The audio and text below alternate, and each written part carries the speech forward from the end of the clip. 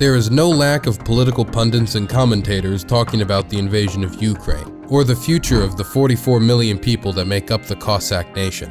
While many of the Ukrainians appreciate the increased international attention, as fickle as it may feel at times, that doesn't mean they appreciate all of the coverage. Much of it excludes the Ukrainian perspective, relies on a shallow depth of knowledge in the region's history, or even basic knowledge about military affairs in general. While a whole episode could be done on mainstream news coverage, alternative media has been its own beast, a wild west of podcasts, streams, and YouTube shows that often claim to show an unfiltered truth that cable news doesn't.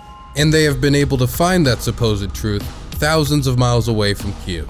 To help better examine this commentary and add a local perspective where there is none, I have gathered 4 Ukrainians to react to American alt-media commentary about the war. I am Rick the Ukrainian on YouTube, and I am from Donetsk Oblast, Makivka, and I lived in Russian occupation for 4.5 years. Hey, I'm Ukrainian Anna, I'm from Kharkiv, I'm a volunteer. I have Twitter, not X, that is Ukrainian Anna. My name is Lina from Crimea. I am Crimean Tatar living in Kyiv, Ukraine. Make sure to follow my Twitter and YouTube channel. We'll be glad to see you there. Hello guys, I'm Nizar, Arab Ukrainian. I've been living in Ukraine for the last 15 years around. If you want to read my work, follow me on Offbeat Research, that's offbeatresearch.com, and The New Humanitarian. Let's start off the reactions with a heavy hitter, heir to the Swanson family fortune, and the former face of Fox News, Tucker Carlson.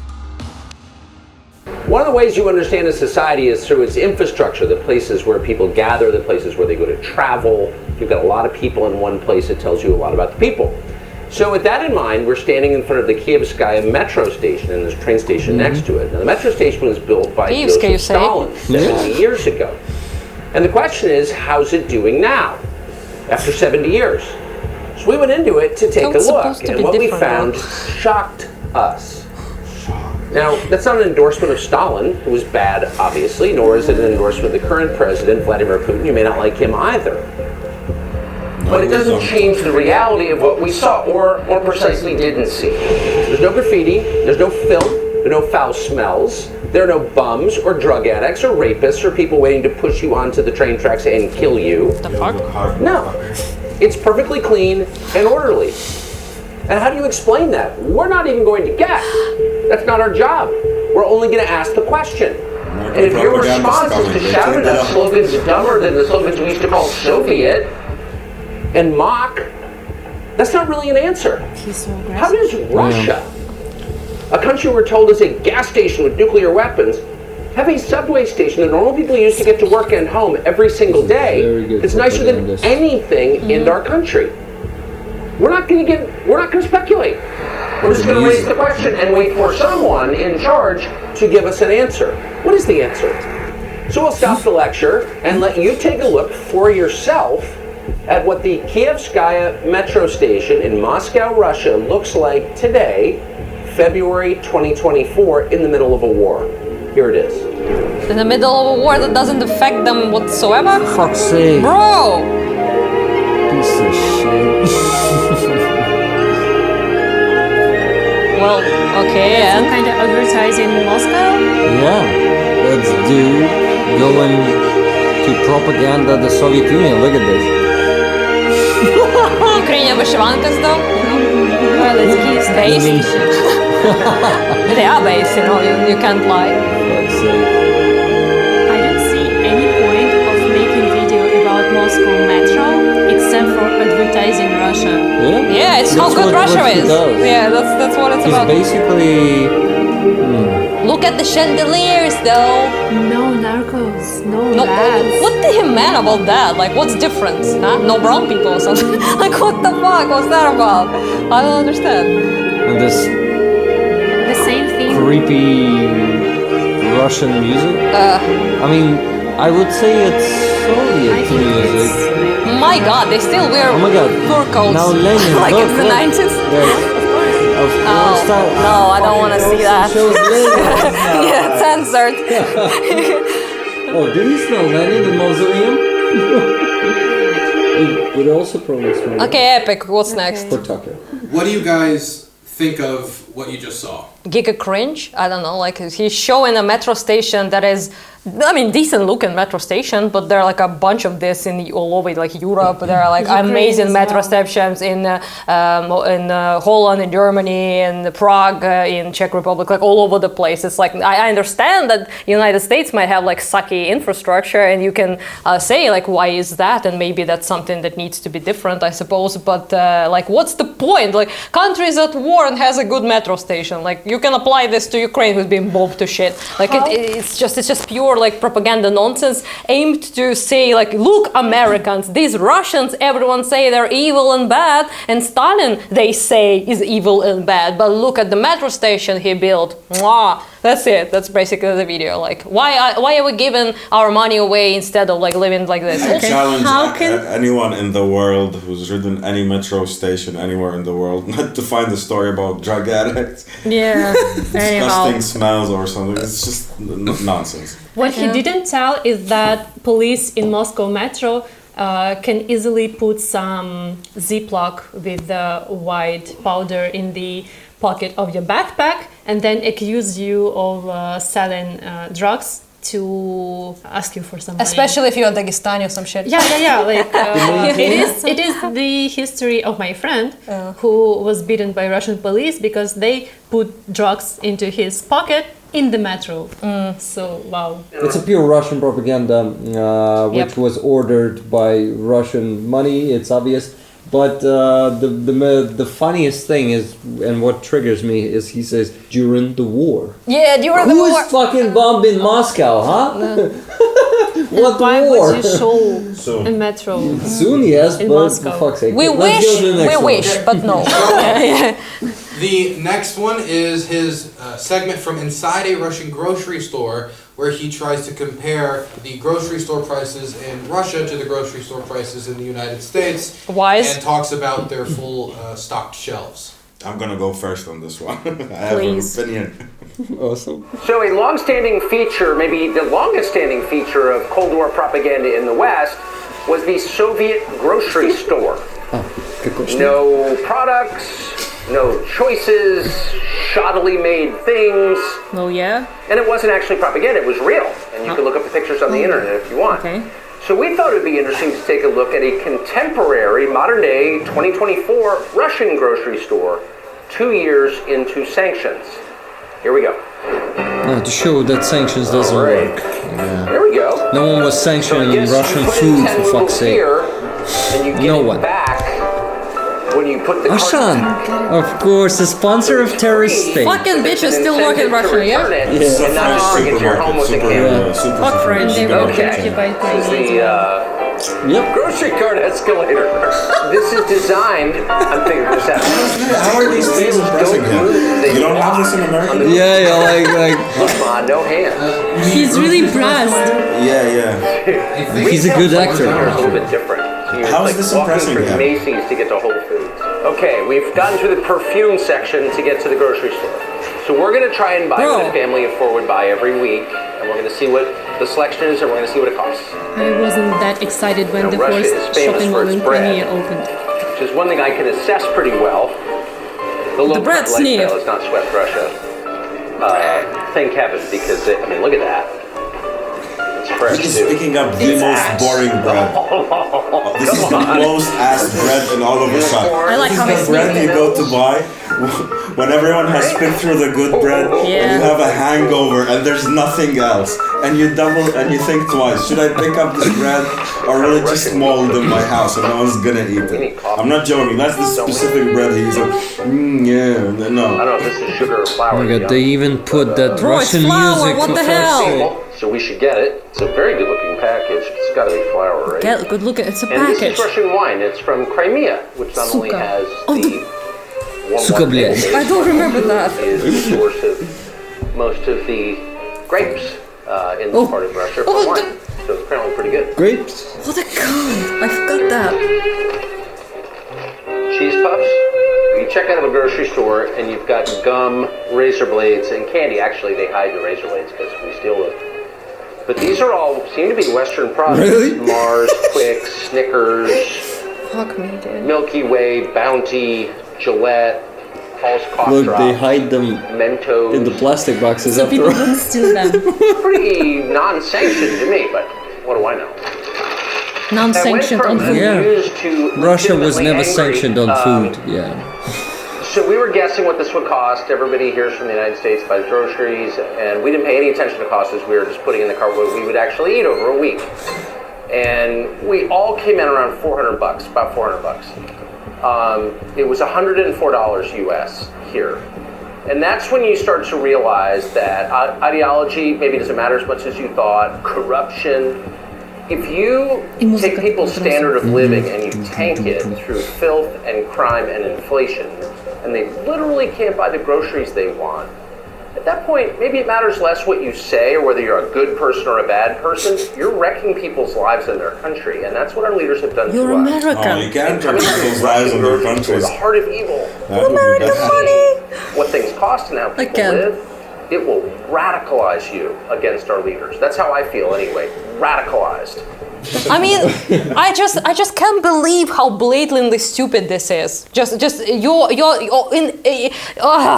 in every country that has like a much less currency than dollar. You said you have. Yeah, it's just gonna be extremely cheap for you. $400 is not cheap for a Russian. He said $100. He said 400. 400. It's not cheap for Russians. Like half the fucking pay. It's not cheap. It's cheap for you because you're a rich American. Wait, he said it would cost $400 in US, but we got only $100 and something dollars. $104. Yes, but $4 for that is actually expensive for yes, Russians. it is expensive for Russians. It's very expensive. And he's trying to sell it to people like with American dollars. Sure, it is cheap. Yeah. Yeah, it's a third world crisis. Yeah. Just Basically, insane. he went to the cheapest store in Russia. Auchan is which is not even Russian, by the way. It's a French store. A French one. Yeah. But well, since they work with Russia, they keep doing business with Russia. We can call them a Russian. Might as well be. I would like Mindset, to remind that Russian. Auchan works in occupied Crimea, which is actually not cool. Yep. Crimean wine section took me out. Honestly, this is such bad. Like, for me, honestly, this almost feels like he knows he's doing propaganda. Of course, he does. Of course, and he wants to be, cynical and like do bad. Like, he's making fun of it, but he's actually also. Yeah, kind of like that. Like when he's sniffing the gross bread, like that bread. When you pick it up in Auchan, it feels gross. You don't want to sniff it. There's bread in supermarkets that's just like, oh, I want to sniff this bread. It's not that bread. That bread is gross. Also, what's the point? Like, what's the point? Like, they have food in the supermarket. Why wouldn't they?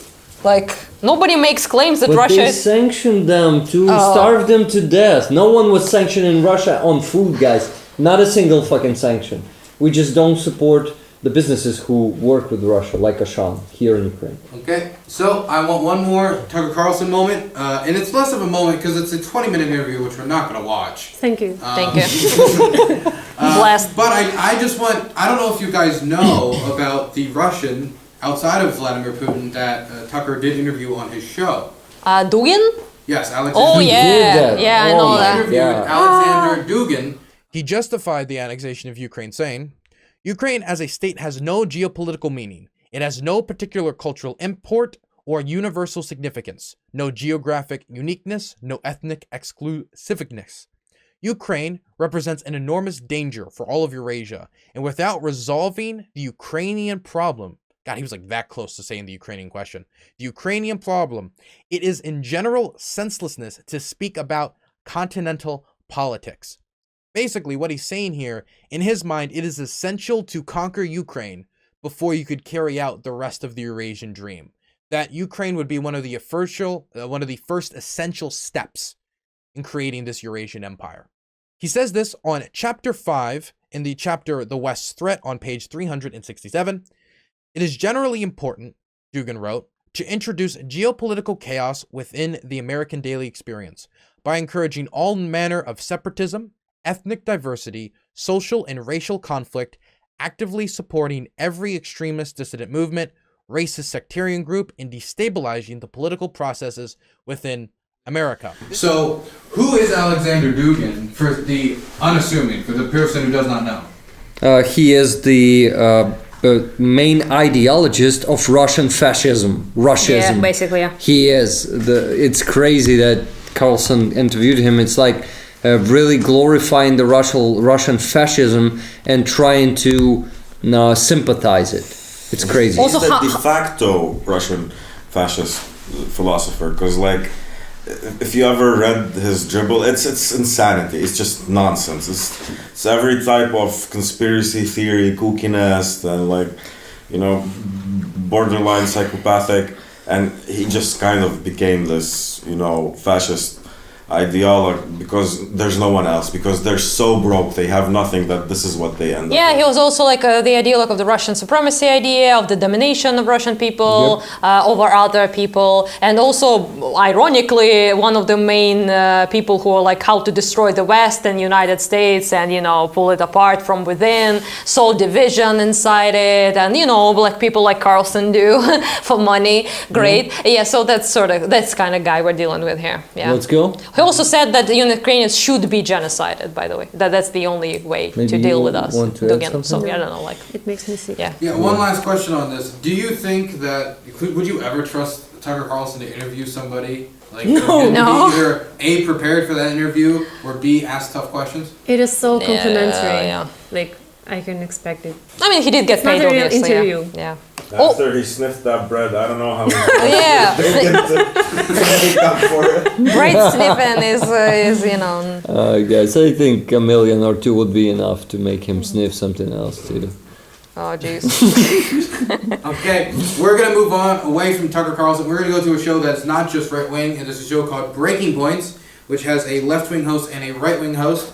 It used to be part of The Hill, but then it broke off and became its own thing. And we're going to watch a segment that they did, that Saagar and Krystal, who are the two hosts, Saagar, the right-wing host, and Krystal, the left-wing host. Here's Breaking Points. They're going to talk about the offensive into Kursk.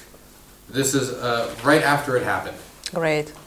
Situation right now in Ukraine. Media that barely even wants to report it. The United States is currently backing a full-blown invasion of Russia. Let's go ahead and put this up there on the screen. This is from the Institute for the Study of War. Of course, you want to color in and keep in mind their own bias, but this is basically the best data that we have. Russian forces have been pushed back some 30 square kilometers or so inside of their own territory. And again, this is internationally recognized Russian territory, not territory that they have previously claimed in the Kursk region of Russia. According to Russian officials, some 100,000 Russian citizens have had to flee the area. There are approximately 1 million who are there. There are several towns that have been taken over by the Ukrainians in a so-called shock offensive. Now, the reason why it's a shock is that according to the Ukrainians and to the U.S. narrative, this is supposed to be a war of defense from invasion. So to counter their invasion, Krystal, they have decided to invade territory which they deem Russian.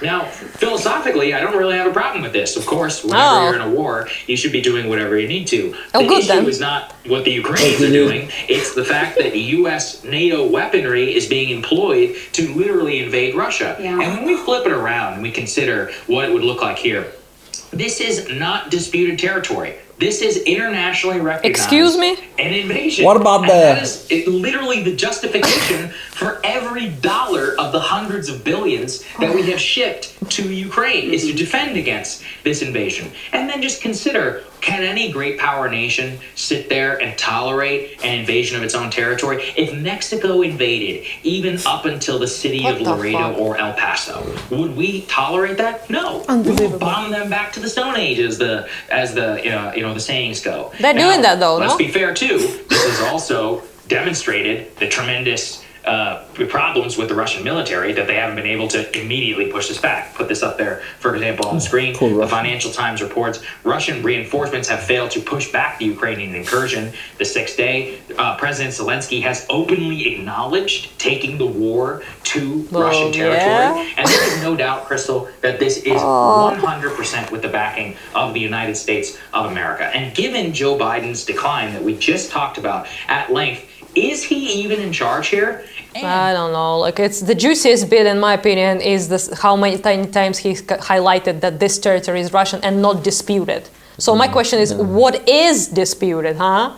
Like Ukraine, Donbass, Crimea, Kharkiv, Zaporizhia, Kherson, Kyiv. What's disputed? in his opinion. So Russian territory is undisputed, but Ukraine is disputed. He was like, you know what, if Mexico attacked us, we would bow them into the Stone Age. Like out of nowhere, probably you should, if they attacked you and you didn't do anything to them, bomb them, But what happened in Ukraine before that? Yeah, something happened actually before we did the Kursk offensive. What was that? A little Do you something, know that? it has been going on, So I like how he likens that what Ukraine is doing is exactly what Russia is doing. Even though we're just taking their territory for openly saying that this is for negotiation, this is not our territory, this is Russia, but we are occupying it. Meanwhile, Russia is saying, no, this is mine, I'm taking it. You know, it's just... Well, you silly see, what he's comparing. it's not disputed, but Ukraine is disputed, so it's cool, you know? Okay. Also, he said Americans basically invaded Russia, which Americans have not invaded Russia. He Ukraine. said that it was done with American approval. That was NATO was, There are NATO weapons there, so what? I mean, Yeah, and meanwhile, the media has basically lost interest in this story. No, There's they don't very care. little coverage of it. JD Vance and all of his many interviews he did yesterday, there was not, I think, one question about... He brought it up once in a print interview, but yes, to any of the media people, they didn't bring it up. They didn't bring it up. Yeah. Like, what could be more important when we're backing the invasion of a nuclear-armed superpower? And hey, how's this going to end? Where is this leading? What's your plan? If you were in the White House, what would your side of the equation be? And there's zero interest in it. People have lost interest in this story because it is a lot messier than it was in the early days when it was just go Ukraine and Ukraine had Russia on the back foot. Now you're in this long grinding war of attrition, and make no doubt about it, the fact that the Biden administration finally caved and sent those F-16 fighter jets, that is a big part of the reason why they were able to make these gains. You'll recall, early on in this war, Biden was very resistant. He was very careful about what he sent. There was... You said no? What were you I to? where does she get that information that us getting F-16 at the time assisted in the Kursk incursion? Like, just out of her ass? Like, making up things.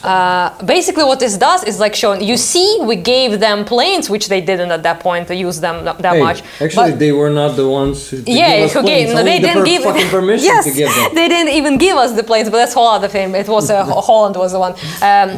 Doesn't matter. So she's like, you see, you give those pesky Ukrainians planes, and what did they do? They invade Russia and endanger us all to the nuclear disaster. Also, by the way, they retracted that shit? Like, what will happen? Nothing happened, bitch.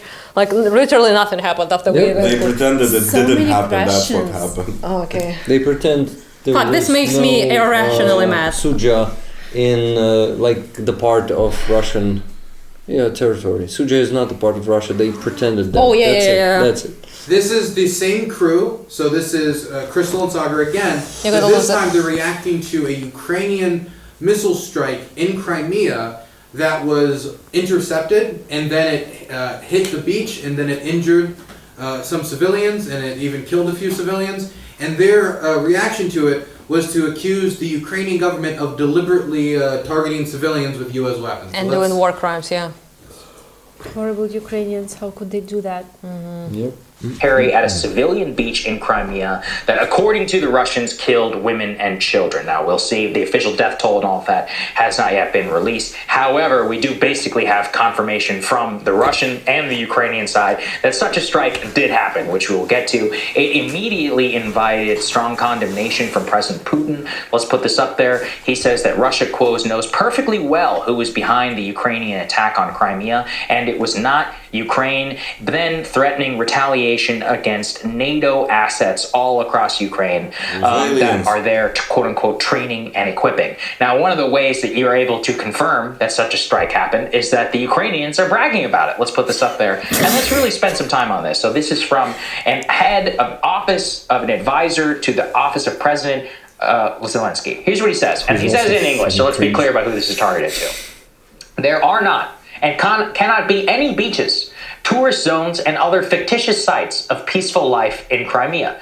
Crimea is definitively a foreign territory occupied by Russia, where there are hostilities and a full-scale war. The very war that Russia has unleashed for genocidal and invasive purposes only. Crimea is also a large military camp and warehouse with hundreds of direct military targets, which the Russians are cynically trying to hide and cover up with their own civilians, which in turn are considered to be civilian occupiers. Jesus where have I heard such rhetoric before there, Krystal? And this is the thing, is everyone, all of the Ukraine supporters will be like, what, you want them to fight fairly? And it's like, well, okay, fairly means you're using your own weapons. You're using our weapons now, and you're using it, at least in this case, to openly target quote-unquote civilians on a beach. Why should we have any confidence, by the way, in your targeting ability if this is what you're using it for? We're the ones who are responsible for this. We're paying for it, we're funding it, we're in some cases directing it and telling them where all of the targets are. The Pentagon, one of the things that came into the discourse, that granny on the beach to which the Pentagon is basically carrying out and running all Ukrainian ops right here out of Northern Virginia and out of European Command in Germany. So what we see clearly here is that we are allowing this to happen. We are allowing this to spiral. The Pentagon, too, let's put this up there. Just look at their own rhetoric after they were asked. They say Ukraine may fire into U.S.-provided missiles into Russia wherever it is, quote, coming under attack. And then here it gets even dicier because this is Crimea. Now, look, I'm not saying it's just that Russia, is occupied and has annexed Crimea. I do know that most of the people there consider themselves Russian. So you take that for what it is. I'm not going to... I doubt you can show this to any Ukrainian and they won't say this is just word for word Russian propaganda. Yeah. Yes, it is word for word Russian. Even, the most surface. It's just taking what, news presenters on mainstream Russian propaganda channels say and just distill it ever so slightly for the American audience and use American lingo and stuff basically like that. English language, that's all the difference. Actually, Russia that day recognized that on the beach, what was fallen on the beach was the part of their air defense missile. Yeah, taken our... Not in missile parts, but the shrapnel parts of their missile, Russian missile, which was... their interceptor? Yes, anti-air, their interceptor, anti-air. Mm-hmm. Missile. Lena, I think you should say something because it's Crimea. This alone is more than enough why it's Russian propaganda. When you're claiming that Ukraine is using the very few missiles it has to purposely target Crimean civilians, it's such absolute nonsense. It's just ridiculous. Even Russian propagandists, the ones that are honest with their audience, they don't portray it like this. Who's buying this? Americans, apparently. Yeah, Americans are buying. You wanted to say something? I wanted to say that finally he asks, why do we allow killing innocent civilians? Well, I wonder if he asked that question when Russian missiles hit the Akhmadit. No, he didn't. Yeah. But children's hospital. When Russia hit shopping mall in Kharkiv, in Vinnytsia, did he ask that question back then? He doesn't know himself. Apparently, he doesn't know when you deport people from the place and then you bring your own people there that live in the houses of the people you deported. Primarily Crimean Tatars, for example, and so that's just they are occupiers because they are from Russia and they were moved to live in Crimea in particular, illegally in occupied land of our country. Of course, he doesn't think that Crimea is Ukraine. He said so. Essentially, he's like, well, I don't justify the occupation of Crimea, of course, but do you know that all of them are Russian, and they actually want to be Russian? They feel themselves as Russians. What the fuck? Which is bullshit. Interesting. Let's talk about that for a moment before moving on. And when he says that the people there now feel themselves as Russian, what type of reaction do you have from that as somebody from Crimea? It's bullshit. It is bullshit because the thing is, whenever you see a video of people from Crimea saying we are Russians, it's generally that people who were brought in Crimea after 2014. The actual Russians, by the way. Actual Russians, they were brought from Russia. It is more than half of the Crimea's population who were brought from Russia. It was 2 million in 2013 around, and now it's 1.5 million brought from Russia since then, maybe even more for right now. So yeah, firstly, like as I understand, it is people who came to Crimea after occupation of 2014, but maybe it's also people who came to Crimea after the deportation of 1944, or their like children, grandchildren, people who actually are Russians ethnically because they were brought in Crimea after the deportation of indigenous people. People who still wait for Ukraine, I would say is the majority of them.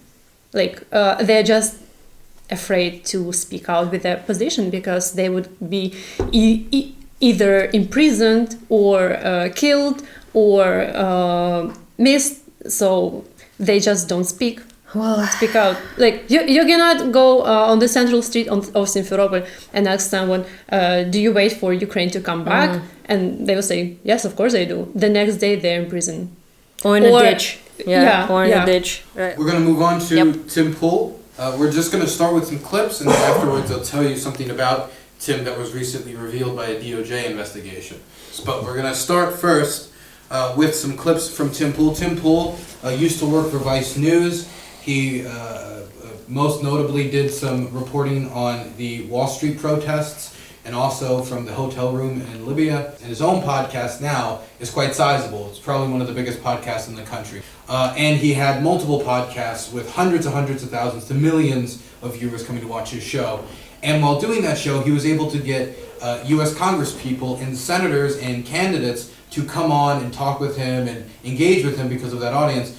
And recently, he had Carrie Lake, who is a senator, a senatorial candidate in the state of Arizona. He had her on and started to talk to her about how Trump would end the war. And he says that it wouldn't be done in 24 hours, it would be done in 10 minutes. Ooh. Yes. Interesting.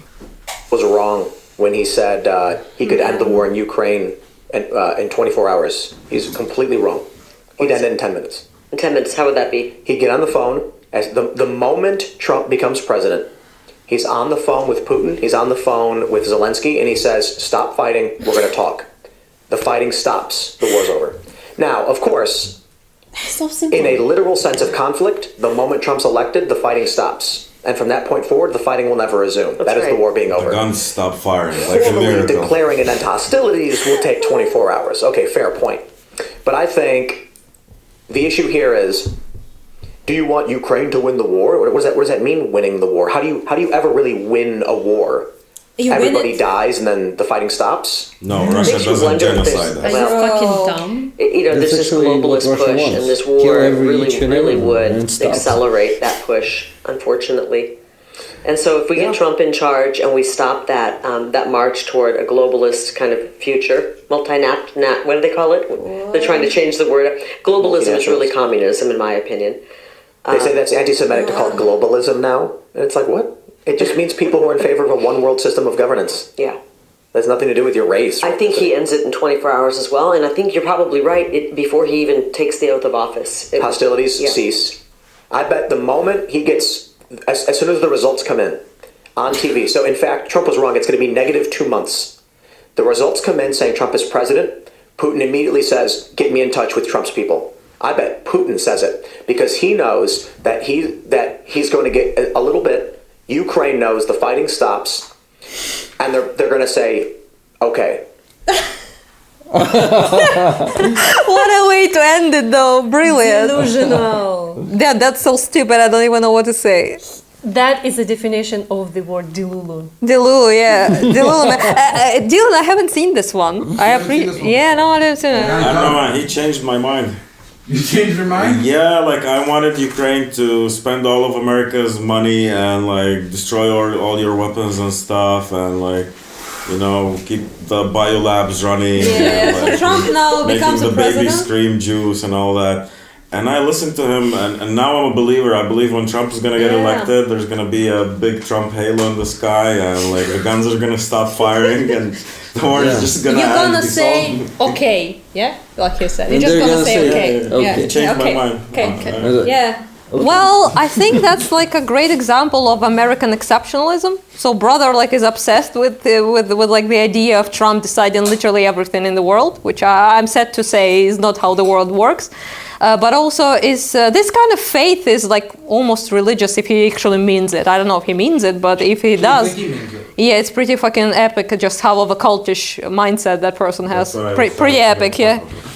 Sorry to say, not gonna happen. Yeah. So do you guys don't think that this is a realistic scenario? No, it doesn't seem like it. Yeah. I know from the screenshots which one this is. Yep. Does he ever take off? No. the Beanie is there permanently, 20%. Okay. Maybe he gets like Kremlin like orders hidden under the beanie. There's like a chip or something. I don't know. Rat, you know. Yeah, like a hamster in his brain. Yeah. Or maybe a tattoo of a red star on his forehead. We've got huge news from Politico.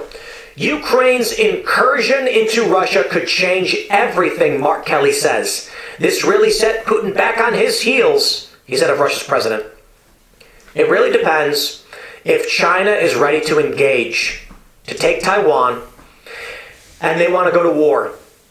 If China stands back and lets this happen, I don't know what Russia can do, but Ukraine has invaded Russia. I think this is the scariest outcome we could have seen. Hindustan Times, not that I think is the greatest source or whatever, NATO rift over Ukraine, Kursk's incursion exposed. Italian Deputy Prime Minister warns West of World War III. Yeah, here we go. Telegraph. World War III is closer than anyone dare admit. I mean, I've been talking about it. Ukraine has invaded Russia. Sorry. Let's pull this up. Let's pull up the map here. We're grabbing it and we'll do Kursk, Russia. This is Ukraine invading Russian territory. Let me close this, drop this in. Okay. Kursk. Here's the map. Here's Ukraine, and they have invaded this territory of Russia. It's kind of hard to see, but here's the border of Ukraine. They've now invaded Russia. I mean, we saw this coming. Do you think Russia is going to sit back and say, Western forces are invading our country, we're going to do nothing? Yeah, they're going to do nothing, yeah. They've lost their minds. You vote for Kamala Harris, my friends. Don't be surprised if your sons are drafted. Don't be surprised if your daughters are drafted. The Democratic Party wants to expand the draft to women. All of these single cat ladies. All the single cat ladies. For the Western war machine. He's gonna cry. You know why? And the cats too. If you are a parent, if you're a woman who's pregnant, looks like he's gonna they're not sending you to fight. Cry. If you're a woman more who has a concerned young than child, the white lady. they can't send you to fight. He's more of a white lady, actually. If you're a young man, you're first in line. Harry Sisson's going to be on the front lines. I'm not kidding. They're going to have him do some kind of PR role, frontline stuff, if it really comes down to the draft. He's young enough. He's perfect for it. If World War III really does kick off, if Russia does expand this conflict, and then, look, I can give you a scenario. Let's jump back to the map. Kursk gets invaded. Russia, here's a strategy. I'm saying Russia could have a simple strategy. How do you force Ukraine to back off from the Kursk region? You attack Latvia. This is... Okay, we're pausing for a moment because you all simultaneously laughed at that. Why did that elicit such a strong reaction? It's just mega illogical. It's just like, Russia sends him a script from the screen. Like, dude, you gotta say that Russia will invade Latvia and blame it all on Ukraine because this is the only way. We plan to invade Latvia. Wasn't he the one who always said that Russia will not attack NATO countries? Yeah, I remember him saying no, of course Russia doesn't will not. matter. Yeah, it doesn't matter now. Before, after Kursk, doesn't matter. Yeah, it's about to go down. Russia will expand this conflict 100%. Nuke New York. I don't know, like some shit. He's like, Ukraine invaded the territory of Russia. How can we stop that? And I'm like, well, withdraw Russian troops from Ukraine, and he is like, Latvia. Wait, this dude just doesn't know that Russia is invading Ukrainian territories. That's why the I don't know, Yes. guys. I don't know. This guy is making more and more sense to me. That actually seems like a pretty funny skit if you didn't know that it's This serious. is a master class of international affairs and strategy, Dylan. My Well, mind. can we return to the master class? Yes, it's funny. I like it. I haven't seen this as well. You've got Kaliningrad right here, this chunk right here on the Baltic. This is Russia. Kaliningrad right here is a Russian oblast that is not connected to Russia. It is bordered to the north by Lithuania and to the south by Poland. They could launch an incursion from Kaliningrad into Lithuania. In fact, they could attack Lithuania from the south and Latvia from the east. Yeah, dude. It'd be a massive expansion. But it would force Ukraine or NATO to reassess. Now, I don't know that Russia could handle, by itself, going up against all of the Western powers. The question then becomes, how does Turkey handle this? The question then becomes, What the fuck Turkey has to do with anything? Russia's huge. If China enters the fray, joining Russia, taking Taiwan, splitting U.S. forces, welcome to World War III. Not to mention, we've already got a crisis in the Middle East. You've got the Houthi rebels in the Red Sea attacking shipping lanes. Saudi Arabia, Yemen. You've got Iran. Things are heating up. It doesn't make sense. And I think that... It should not make any I sense. fear. I don't know. I fear. I just We can't will understand have the process of thinking. full-scale war before the election. I mean, I feel like it's so funny, dude. Trump winning, but this is their objective. Not before the election. Wants the war. If Donald Trump becomes president and the war is already on, it will be very, very difficult to stop. In 10 minutes, yeah. No choice but to say, But in 24 hours. In 24 hours, yeah. Easy peasy. We can't stop now. I think Trump will attempt to bring peace. Oh, yeah, okay, finally, Trump. But I do believe that Democrats will try to make this war happen before anyone can change office. Democrats in the United States, yeah. CBS's Face the Nation. The Arizona Democrats said 130,000 Russians have had to leave their homes at this point in the conflict. I think the Ukrainians did something unpredictable that could really change the tide of how this conflict is going to play out. At the time of the Russian invasion of Ukraine, there were fears that if Ukraine and its allies expanded into Russian territory, a regional or global conflict could break out. The war, however, has largely settled into a stalemate, at least until Ukraine's forces crossed into the Kursk region, Russian territory. It's already the war. It's simple. Not for him. He's comfortably Russia is not in his going to chair. tolerate its city being evacuated. It did. How long until Russia says He's encouraging. 100 kilotons will keep it small? And Kiev. That ends the war overnight. I don't know that we see that right away. I think what we see first is likely going to be low-yield nuclear artillery, flattening the eastern region of Ukraine. Brother. Just wiping out. Oh no, imagine that happening. I cannot. East of Ukraine flattened? Wow. Wait, he even pretended to shed a tear, like, I don't know, it's a sweat from the beanie, like. Flattened. Oh my god. It must be hard to have that all the time. What do you think about his analysis of the atomic artillery? Brother is a genius, honestly. Like the best analysis I ever seen. There is such weapons as the nuclear artillery. Yes, Russians have that shit. In Pion. Pion was created. Was used already as artillery. Yeah. In the no, artillery, but like if you attach fire. it can fire. Yeah. Yeah, but yeah, what the fuck? You know, it's not the nuclear artillery I'm laughing at. The idea of them using them because of the Kursk. Now that's done. Yeah. The game is on. Nuke the Kiev. I just would like to see this dude reacting to himself in 3 months. Right now, it's 3 months of Kursk incursion. Brother is shameless. He's like he doesn't care, so he says like the incredibly stupid shit and just moves on. Yeah. But you'd like to like sit him down and make him him see, watch this and comment on that. What excuses will he make to actually say, to actually explain how that big war did not happen and how Russia did not respond? It will any day now.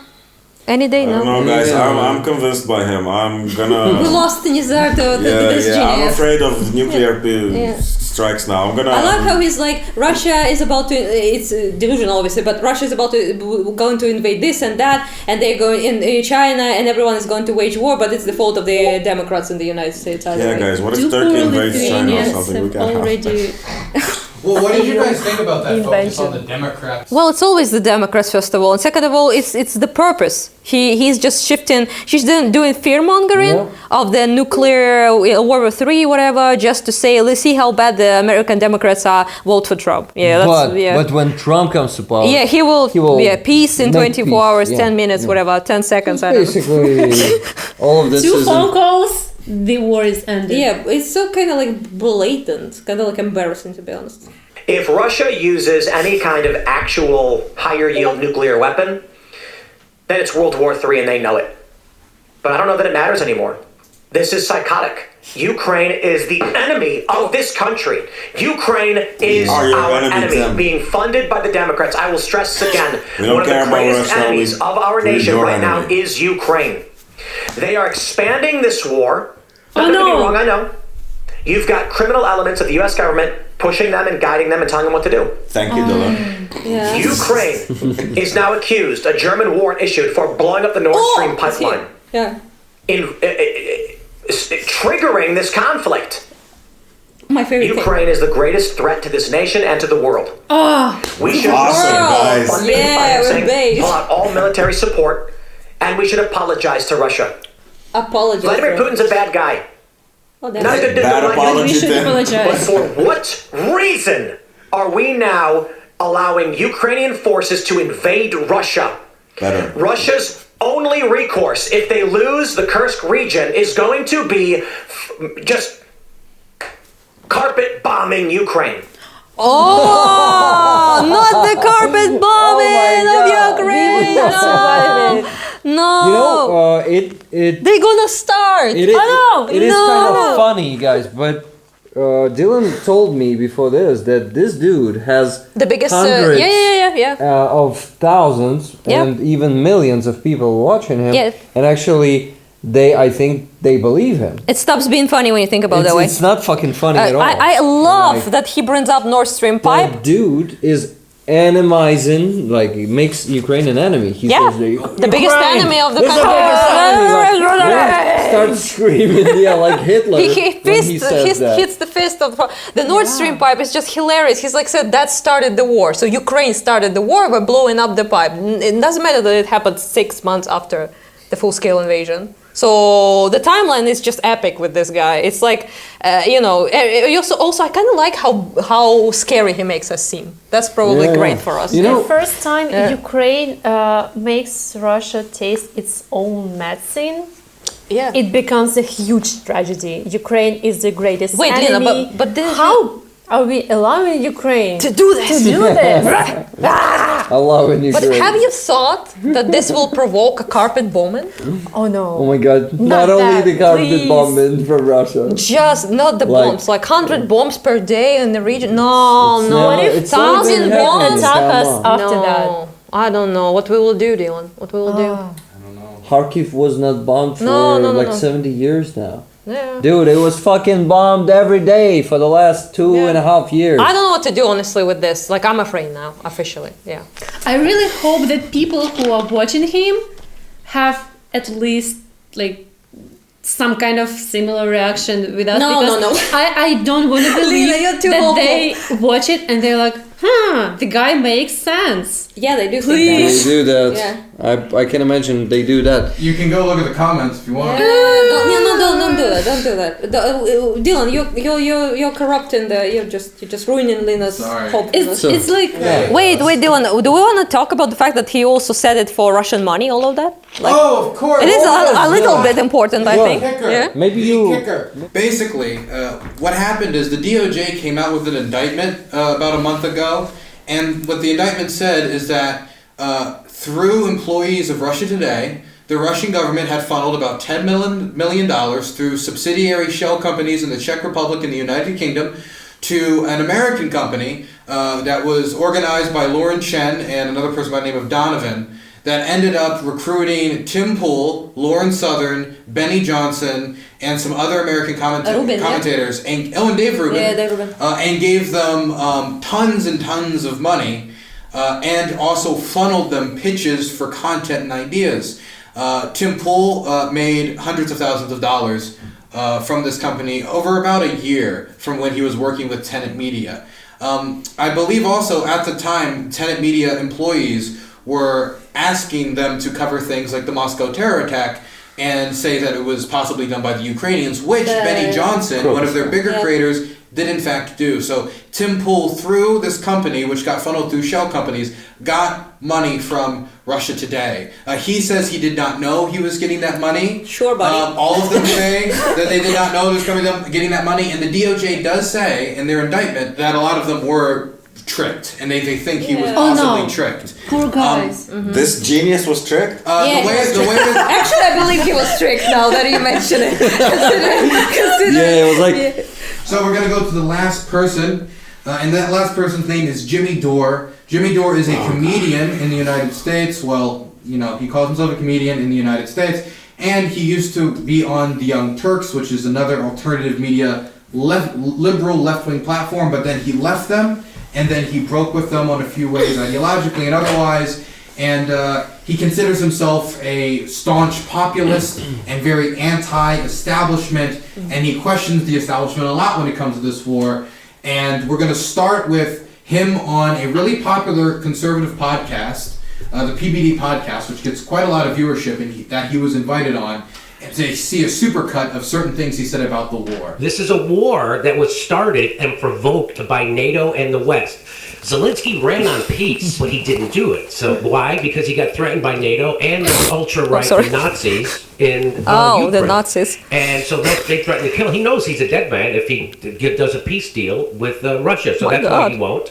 Russia is the one that wants peace in this deal, and Ukraine and NATO do not. They want to bleed Russia economically, and that's why they blew up the Nord Stream 2 pipeline. I can't get why the European nations are going along with this. The foreign minister of Germany said, I don't care about my people if they don't want this. I care about the people of Ukraine. Well, what leader of a country says they don't care about their own people, but they care more about somebody else's country? NATO has provoked this. In fact, there was a peace agreement in 2014. The CIA helped overthrow the Ukraine government, and then the people in the Donbass didn't want to go along with this coup government, right? Because the leader of Ukraine wanted to be friendlier economically with Russia instead of join like the European Union.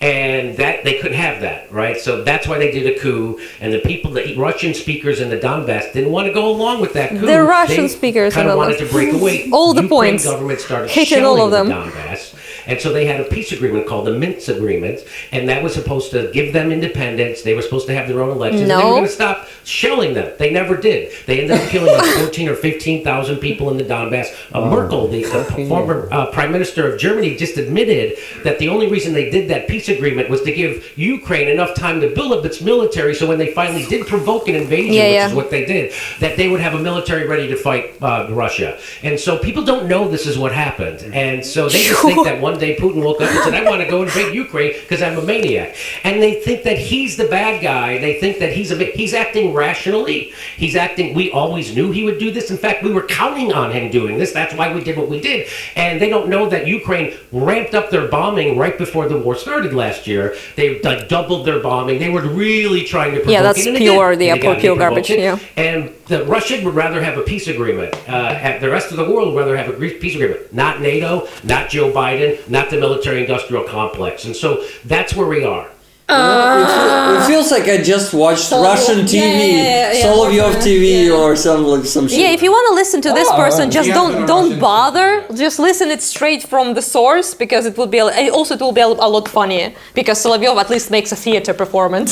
This guy on the other hand. Did you hear what Dylan said? He was on Solovyov TV. Yeah, I know. TV. Yes. He's been on Russian state. Yeah, he's a Russian paid agent. That's just, I don't know. That's too blatant even for. Did he said a single joke during that propaganda monologue if he claims that he's a comedian? How does he care about viewership? He said 2014 the CIA overthrew the government. Yeah, Maidan, Oh yeah, can I that's one of the more infuriating things he says, because like the Maidan was you know, especially for someone like me who's seen a lot of protests, a lot of movements against, you know, trying to overthrow corrupt governments, or, you know, in the Middle East and during the Arab Spring, and seeing how that failed and when that was crushed.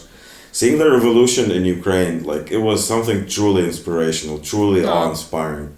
Yeah, all the hits. The Maidan coup, CIA overthrown the government, Russian-speaking Ukrainian Nazis, Russian-speaking people in Donbass didn't wanna something. I don't. Can you talk to me about the general sentiment in society about Zelensky, you know, doing that type of a deal, and what you think about that idea that Azov or Right Sector or whatever he thinks would come out and just kill Zelensky? I don't want if we need Azov for that to kill.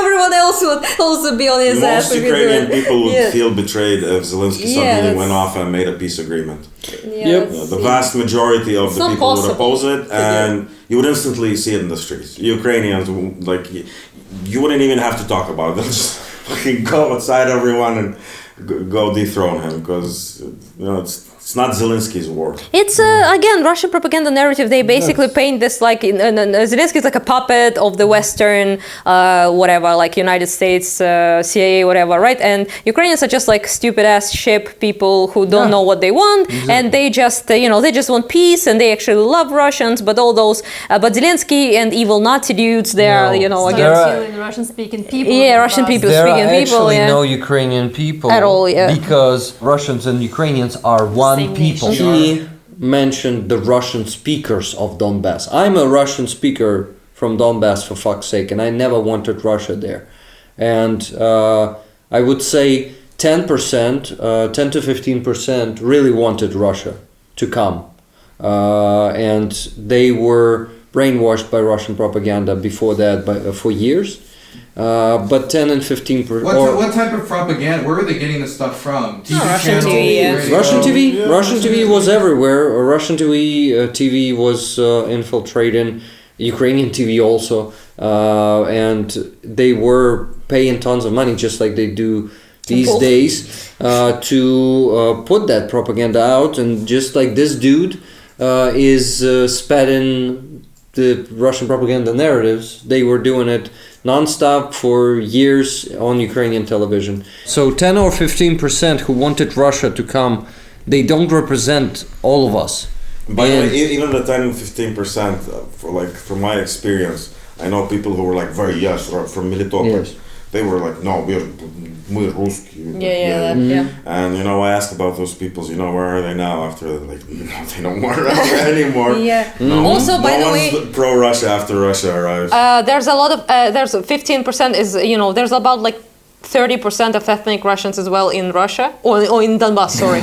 in Donbass, a bit more in Russia. But in Donbass, it was also just something to know that there are a lot of people, for example, after Holodomor, which hit eastern Ukraine the most in terms of casualties and, victims and that. A lot of Russification process was to move Russian people, ethnic Russian people here to replace the people that died during Holodomor. And quite a lot of them, unfortunately, are still used by Russia also as a tool of amplifying Russification. Exactly. And if I may add, if these 10-15% of people who wanted to become Russian citizens, they should pack their things and to move to Russia, because it's not the process of migration when you ask another government to occupy the territories of another independent state. And I don't know, Rick said it was mostly about television where people get the propaganda on Donbass region, Donetsk region. In Crimea, I would say it was sponsored by Russian government for all 30 years of Ukraine's independence. Every year there was some Russian youth movement, Russian literature clubs, Russian language courses, Russian. It was the same in Donetsk and Luhansk. This loyalty in teenagers, for example, who are very easily to persuade. More so, they would also put people in administrative positions that are Russians. Yeah. So people who own businesses, people who own the factories, the institutions would be Russians, actual citizens of Russia in Crimea, so in Donbass. Yeah, so it's a pretty, anyhow, that's all of that. NATO provoked. What NATO did was the equivalent of if Russia started bombing Toronto, or if Toronto started bombing all the American speakers in Toronto, and then they wanted to put military bases in Canada too, that we wouldn't stand for it. We wouldn't let Russia or China or anybody do that. Look what John F. Kennedy did when Russia was sending missiles to Cuba. He almost started World War III over it. He was willing to start nuclear war to stop that. So we've been doing that. We've encircled Russia with military bases and NATO countries that are sworn enemies of Russia. Russia is no longer an empire like they were. There's no Soviet Union. There's no point to NATO anymore. NATO is an offensive organization that invades other countries and steals their natural resources, like we're doing in Syria right now. He never brings up Syria. He never brings up Libya or Afghanistan. So let's watch them. Do you want to say something?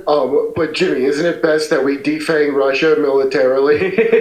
Because, they're bad and stuff. That's why we have to you know how when someone... The American speakers, don't they deserve... What's the American speakers? Are you speaking American over there? Is it like a... Howdy.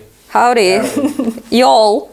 Howdy. We'll send you some biolab mosquitoes, Dylan. You can tell them that on our American behalf. speakers, dude. This was his immediate reaction to what happened in Butcha, and him talking about how he thought, or at least believed was likely, that it was a false flag. Yeah, well, brother is a Russian agent. Understandably, I guess.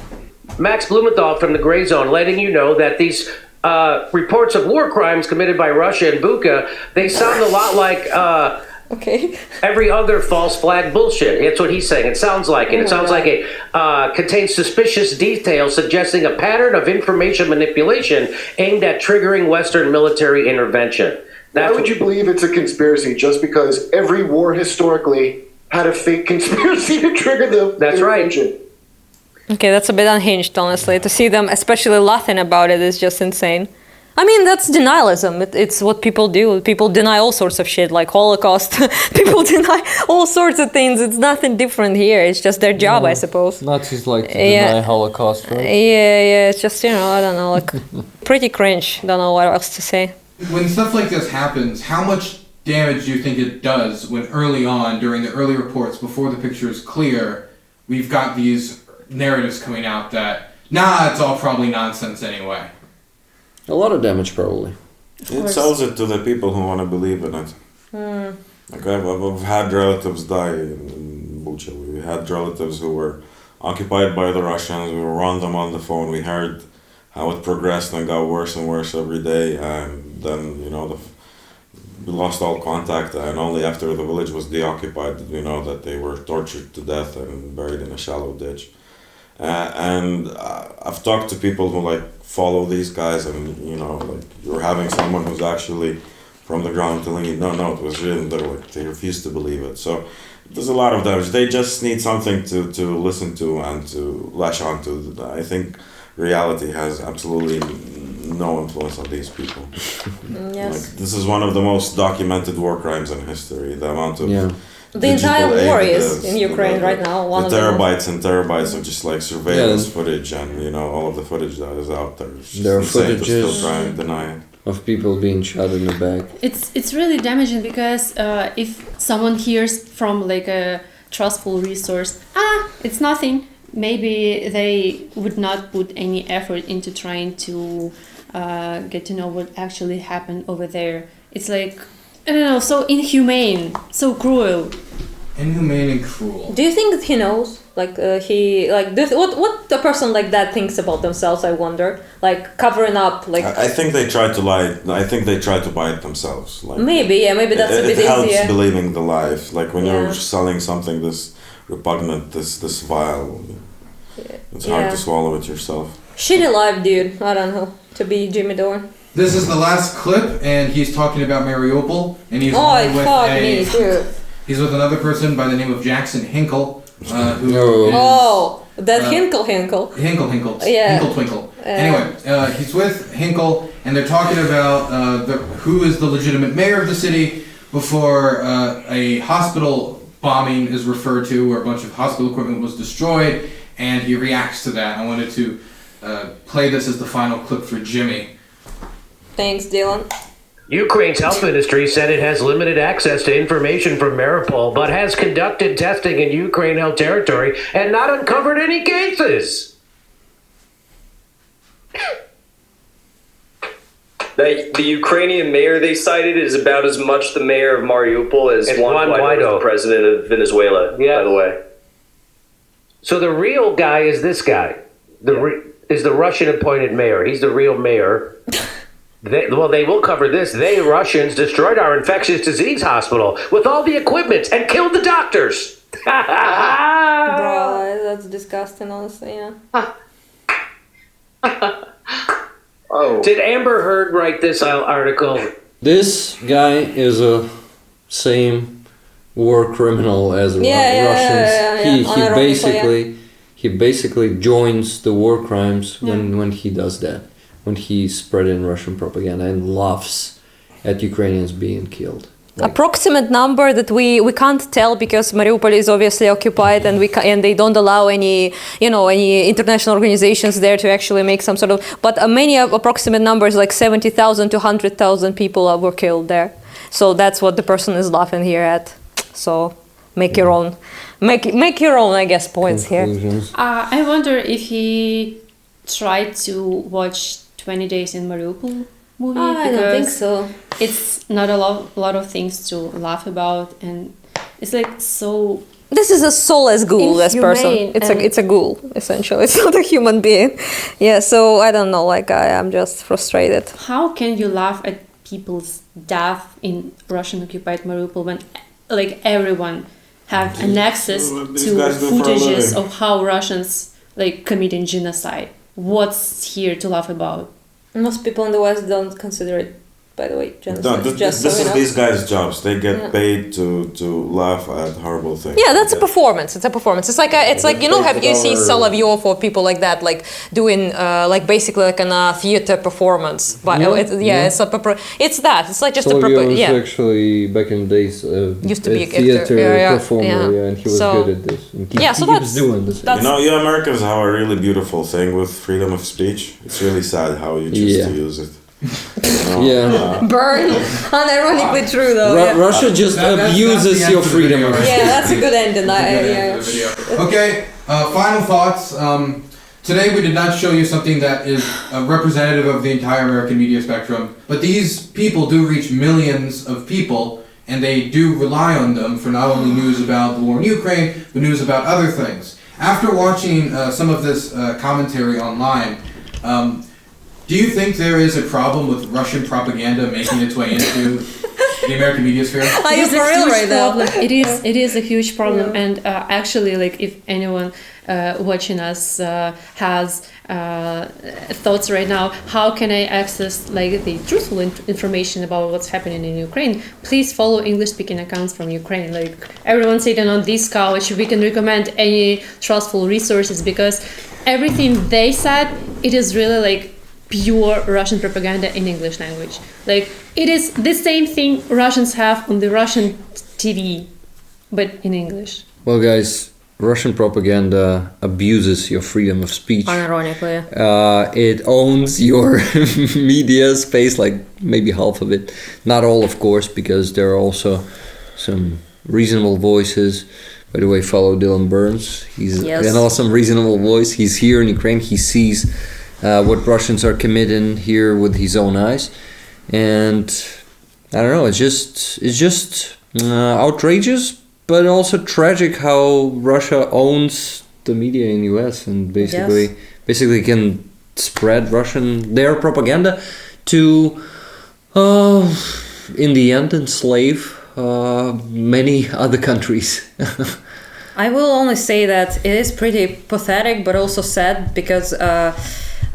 Essentially what is happening is brainwashing of the American people, because, for example, people like Tim Pool, people like this fuck, and I mean Dorn or whatever the fuck, right? They don't disclose, obviously, that they are being paid by Russia. So American people, for example, watching Tim Pool, they think, oh, this guy is, independent. He's like a moderate.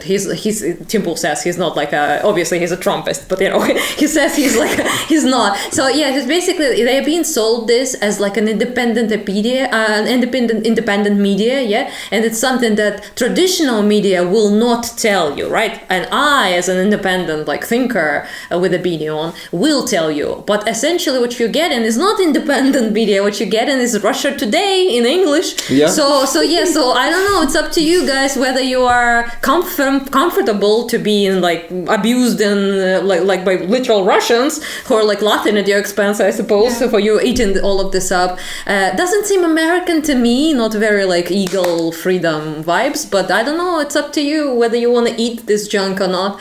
Nothing we can do, I suppose. Voting is for you. I really feel sorry for people who are trying to get some information about Ukraine and find this kind of content. Yeah, they're popular. They will pop up, like Tim Pool and people, Hassan, people like that. They pop really up. Believe that there are some people who wanted to get some information about Ukraine and found these channels, and now they think this is truth. Is that how it happens? For some reason, I think that, this is the kind of opinion that people who want to believe this find it. That's They're true, not searching for but also algorithm happening. works to push this shit to them as well, which is pretty bad. And people like Twitter, for example, or X, whatever, right? Elon Musk, who bought it, is actively pushing Russian propaganda and this sort of shit.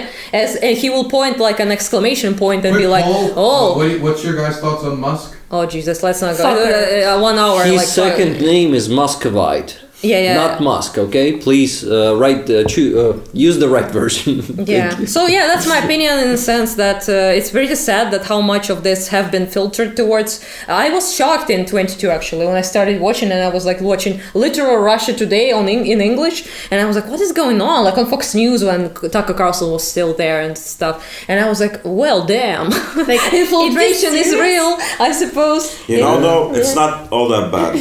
Yes, it's seeped to millions of people, but it's still very surface level. For the people who, I don't know, who can influence it, affect it, stop it, you can still very easily see it. It's barely even masquerading. All of this stuff that you showed us, we all left it up as Russian propaganda. Russian propaganda can become a lot more sophisticated than that. The way they operated in Ukraine, the way they influenced Ukrainian elections, the way they influenced Georgian elections, the way they influenced people they know how they think. With America, it's still hit and miss. They're trying a bit of everything. They still haven't worked out a method. So, it's still possible to stop it while it's primitive. True, yeah. But once it matures, once it really takes root, then you're really screwed, guys. Then you're gonna have, Eastern European style oligarchies where, billionaires can buy all the votes and just buy the TV station, buy the news station. Thank you for watching this Ukraine Uncensored interview. I hope this first-hand testimony of the war in Ukraine helped you better understand those who are caught in the violent throes of history. We have a bunch of other videos interviewing those affected by the war on the ground in Ukraine that you can check out on my channel. If you want to help fund my work so I can do more interviews like this in the future, please support me at my Dylan Burns TV Patreon page. I have a second YouTube channel called Dylan Burns Live, where you can see my videos from my live stream, which you can view on my Twitch or on my website, dylanburns.tv. every weekday from 6 p.m. EST to midnight. And if you want my hot takes or photos from my time in Ukraine, check out my socials, including @DylanBurns1776 on Twitter and Dylan Burns TV on Instagram. All links, including a community Discord, are in the description below. See you guys next time.